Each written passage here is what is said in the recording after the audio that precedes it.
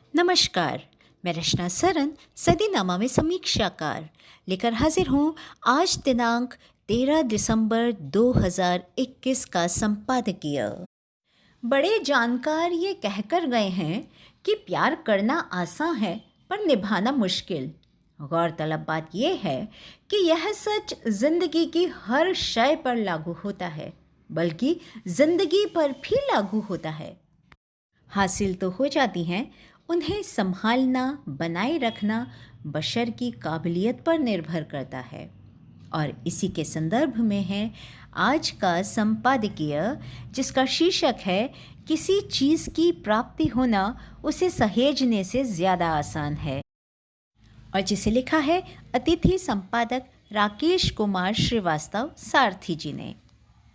यदि आप किसी इंसान का वास्तविक चरित्र जानना चाहते हैं तो उसे असीम शक्ति और अकूत संपत्ति का मालिक बना दीजिए। तभी उक्त व्यक्ति का वास्तविक चरित्र खुलकर आपके सामने आ सकेगा।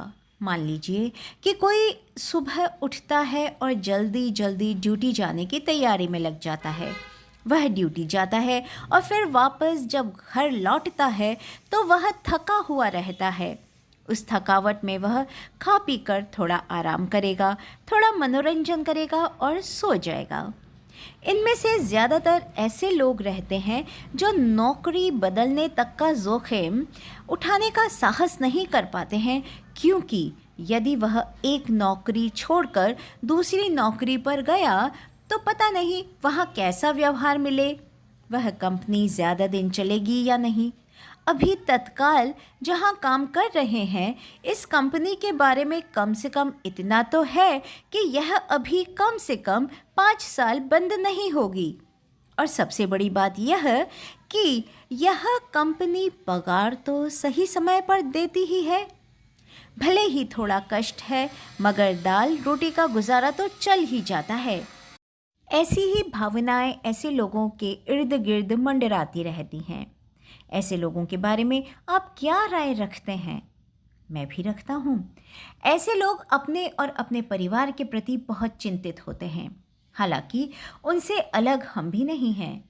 नौकरी चली गई तो फिर परिवार का भरण पोषण कहाँ से करेंगे?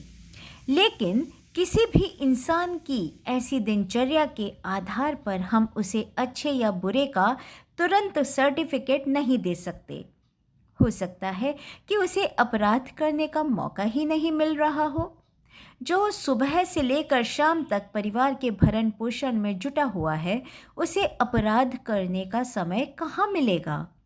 वह सही है या गलत, इसका फैसला उसे पैसा, पावर और फुर्सत तीनों मिलने के बाद ही पता चल पाएगा। तभी हम उसके वास्तविक चरित्र का आकलन कर पाएंगे।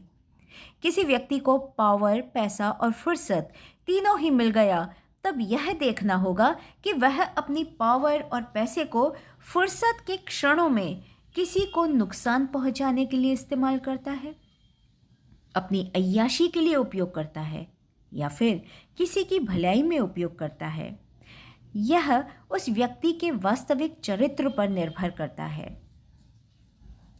यह बात जीवन के हर क्षेत्र में लागू होती है।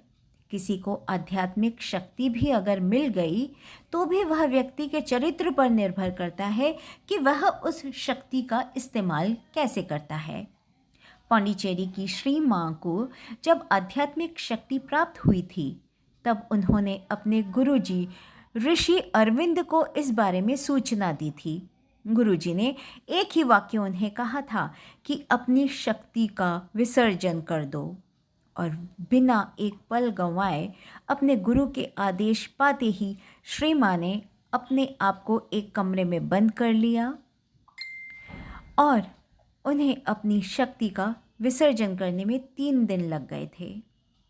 श्री रामकृष्ण परमहंस ऐसे ही रामकृष्ण परमहंस नहीं बन गए थे। ईश्वर की साधना के दौरान आपको रास्ते में तंत्र शक्ति भी प्राप्त हुई थी।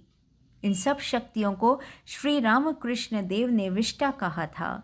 जो इन सब शक्तियों की वासना में फंसते हैं, वह ईश्वर को कभी प्राप्त नहीं कर पाते, वह कहीं फंस कर ही रह जाते हैं। इन सब शक्तियों को पार कर श्री रामकृष्ण देव ने ईश्वर को प्राप्त किया था। कुल मिलाकर किसी चीज़ की प्राप्ति होना उसे सहेज कर रखने से ज़्यादा आसान होता है। अगर आप में धैर्य और विवेक न हो तो अर्श से फर्श तक में आने का समय अधिक नहीं होता है। धन्यवाद। अतिथि संपादक राकेश कुमार श्रीवास्तव, सारथी। तो दोस्तों, ये था आज का संपादकीय। कल फिर एक नए विषय पर नए संपादकीय के साथ फिर से उपस्थित होंगे।